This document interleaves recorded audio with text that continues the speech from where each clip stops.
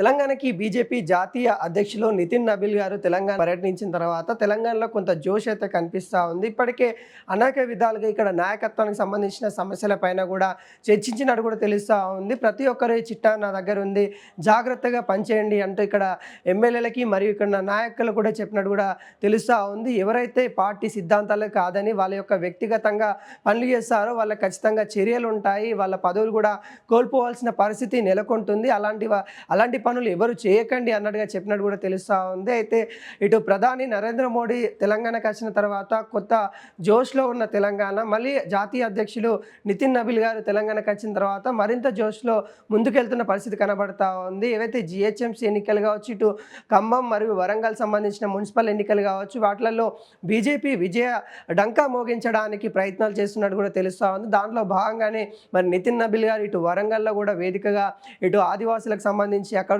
BJP కార్యకర్తలకు సంబంధించి కూడా అక్కడ మాట్లాడిన విషయాలు అయితే మనకి చూసాము. అదేవిధంగా తెలంగాణలో కాంగ్రెస్ ప్రభుత్వం తీరుపైన ఎప్పటికప్పుడు మీరు ప్రశ్నించాల్సిందే అన్నట్టు ఇక్కడ నేతలకి చెప్పినట్టుగా తెలుస్తూ ఉంది. కొంత జోష్ అయితే నింపినట్టుగా తెలుస్తూ ఉంది. 3 రోజుల పర్యటన తర్వాత కొంత కొత్త తరానికి తెలంగాణ బీజేపీ నాంది పలుకుతుందని కూడా చెప్పుకోవచ్చు. అదేవిధంగా ఇక్కడున్న నాయకుల మధ్య అంతర్గత విభేదాలు చాలా ఉన్నాయి. వాటిపైన కూడా ఎప్పటికప్పుడు హైకమాండ్ తెలుసుకుంటూనే ఉంది. ఇక్కడ హైకమాండ్కి ఏ విషయం తెలియదని మీరు భావిస్తూ ఉన్నారు, కాకుండా హైకమాండ్ ప్రతి అంశం కూడా పర్యవేక్షణ చేస్తూ ఉంది అంటూ ఇక్కడున్న నేతలకి చెప్పినట్టు కూడా తెలుస్తూ ఉంది. మీరు అందరూ కూడా జాగ్రత్తగా పనిచేయండి, వచ్చే ఎన్నికల్లో విజయం మనదే వరిస్తుంది అంటూ నితిన్ నబీల్ గారు చెప్పిన పరిస్థితి కనబడతా ఉంది. అదేవిధంగా తెలంగాణకు సంబంధించిన నేతలకి అంటే ముఖ్యంగా బీజేపీ నేతలు ఎవరైతే ఉన్నారో వాళ్ళకి కీలక పదవులలో ఇటు కేంద్ర రాజకీయాలలో కూడా మరిన్ని అవకాశాలు కలిగించే విధంగా ఇటు కేంద్ర అధిష్టానం నిర్ణయం తీసుకోబోతూ ఉంది.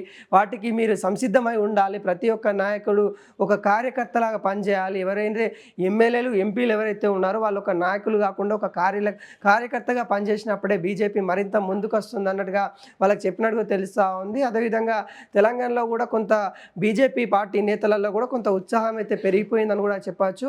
మరింత బలంగా కొట్లాడడానికి నితిన్ నబీల్ గారు ఈ పర్యటన 3 రోజుల పర్యటన ఏదైతుందో వాళ్ళకి కొంత బలం చేకూర్చిందని కూడా చెప్పుకోవచ్చు.